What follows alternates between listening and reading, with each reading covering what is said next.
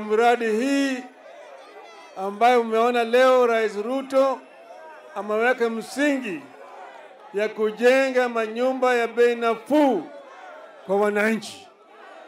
Hii ni moja ya mpango ya serikali ya kusaidia wananchi.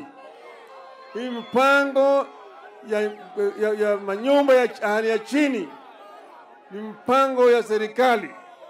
Na hii mpango tulianza zamani sana. Maana yake tuko na shida 5. Haki ya kibinadamu.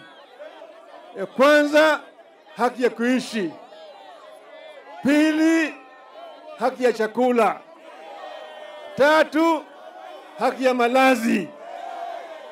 4, haki ya afya njema.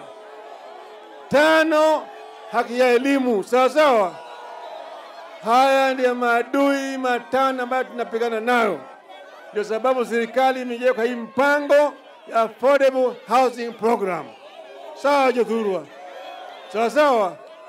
Ndio sababu sisi hapa tumepeana hapa ekari 5 kwa serikali ijenge manyumba kwa wananchi wetu. Lakini tutakuwa na miradi mingine hapa, shule itajengwa hapa, hospitali itajengwa hapa, na kutakuwa vile na viwanda hapa. Sawa sawa Jothurwa. Mnanielewa vizuri? Sasa. Halo.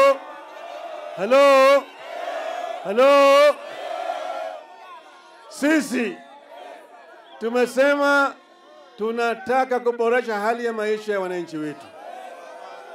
Hatuwezi kusema sisi tunangoja serikali nyingine. Tunasema serikali hii ya sasa ifanye kazi kwa watu wetu, sio?